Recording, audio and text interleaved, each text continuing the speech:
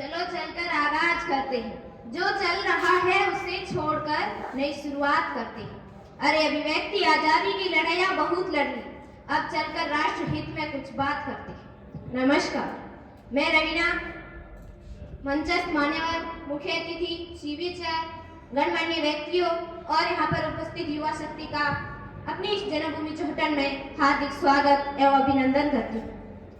मैं देशभक्ति और राष्ट्र निर्माण के विषय को लेकर अपने विचार आप सबके साथ साझा करना चाहूंगी। अगर कोई गलती हो तो क्षमा करना।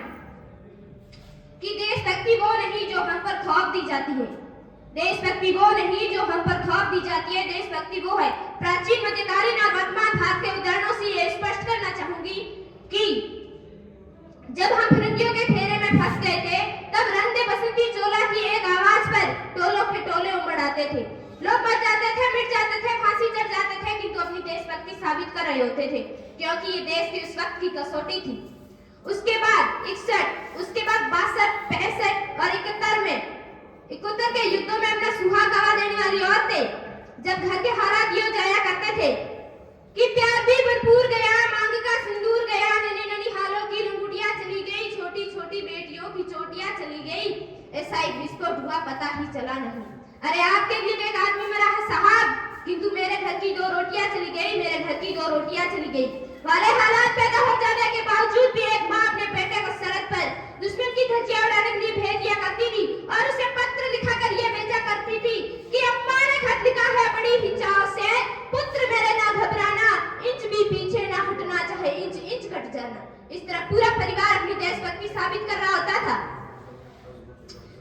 तब देश बलिदान मांगता था, तब देश मर जाने को कहता था, मिट जाने को, फांसी चढ़ जाने को कहता था, किंतु आज देश मर जाने को, मिट जाने को, फांसी चढ़ जाने को नहीं कहता, बल्कि मेरे विचारों में यदि कोई व्यक्ति अपना काम पूरी ईमानदारी, मेहनत, लगन के साथ करे ना, तो वही सबसे बड़ा देशभक्त है। मैं नहीं मानती कि फेसबुक और व्हाट्सएप की डीपी को 3 रंग में रंग देना ही देशभक्ति है। और यदि आप कहेंगे कि साल में 2 बार हाथ में तिरंगा ले लेना देशभक्ति है, तो मैं पूछना चाहूंगी कि ट्रैफिक की छांव में रहने वाला वो बच्चा नंगे पांव में जब तिरंगा बेच रहा होता है, तो क्या आप उसे उसकी देशभक्ति कहेंगे? ये उसकी देशभक्ति नहीं साहब, ये उसके पेट की भूख की शक्ति है जो उसे ऐसा करने पर मजबूर कर देती है। क्योंकि ना मंदिर को जानते हैं, ना शिवालयों को जानते हैं, जो पेट के भूखे होते हैं ना, वो सिर्फ भोजन के निवालों को जानते हैं, सिर्फ भोजन के निवालों को जानते हैं। अपने परिवार, अपने समाज और अपने देश के लिए समर्पण का भाव है हमारी सच्ची देशभक्ति। हर देशद्रोही के जीवन में आने वाला तूफान है हमारी सच्ची देशभक्ति। और ताकि हर देशद्रोही ये समझ सके कि अगर तू परिंदा है तो ये शमशान तेरा है, अगर तू परिंदा है तो ये आसमान तेरा है, अगर भाईचारे से रहना है तो रह इस सरजमीन पर, वरना ये कब्र भी तेरी है और कब्रिस्तान भी तेरा। मान्यवर, हम सब वही हुआ है जो आने वाले भारत के भविष्य में शासक बनकर इस राष्ट्र का निर्माण करेंगे। हम सब वही हुआ है जो आने वाले भारत के भविष्य में शासक बनकर इस राष्ट्र का निर्माण करेंगे। शिक्षा, डॉक्टर, इंजीनियर, नेता, अभिनेता, अफसर बनकर इस राष्ट्र का निर्माण करेंगे। जरूरी नहीं कि आज का युवा भगत सिंह की तरह फांसी के फंदे पर ही चढ़े, चांद और मंगल पर भी चढ़ सकता है। और यह भी जरूरी नहीं कि आज की बेटियां रानी लक्ष्मीबाई की तरह तलवार लेकर घोड़े पर ही दौड़े, हिमा दास की तरह मेडल लेकर ट्रैक पर भी दौड़ सकती है,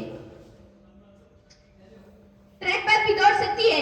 और हाँ, हमारा राष्ट्र में तब संभव होगा जब आज का युवा शिक्षा, चिकित्सा, ज्ञान, विज्ञान, तकनीकी ज्ञान और साहित्य के क्षेत्र में अपनी देश की उन्नति के लिए योगदान देगा। उसी दिन से हमारा राष्ट्र निर्माण संभव होगा। हमारा राष्ट्र निर्माण तब संभव होगा जब परीक्षाओं के पेपर लीक नहीं होंगे और युवा के भविष्य के साथ खिलवाड़ नहीं किया जाएगा। हमारा राष्ट्र निर्माण तब संभव होगा जब मैं, आप, हम सब मिलकर इस देश की उन्नति के लिए योगदान देंगे, तब संभव होगा हमारा राष्ट्र निर्माण।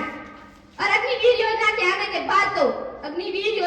के बाद तो हमारे पास आर्मी से प्रशिक्षित युवाओं की फौज तैयार हो जाएगी और देश को जरूरत पड़ने पर ये अपना सर्वस्व बलिदान करने के लिए तत्पर रहेंगे। तब हम गर्व से कह सकेंगे कि धधक धधक धधकेगा आपके अग्नि का अंगारा है, क्या सिंहों का देश कभी चूहों से हारा है? भारत एक अखंड राष्ट्र है, 65% युवाओं के नेतृत्व की ताकत है। कोई हम पर आंख उठाकर देख ले भला किसकी हिम्मत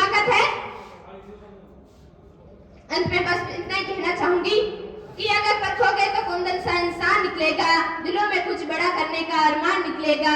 मेरी पीढ़ी के ये युवा भले कितने भी हो मॉडर्न, लेकिन चीनेंगे सेना तो हिंदुस्तान निकलेगा। जय जवान, जय किसान, जय अनुसंधान, जय जय हिंदुस्तान।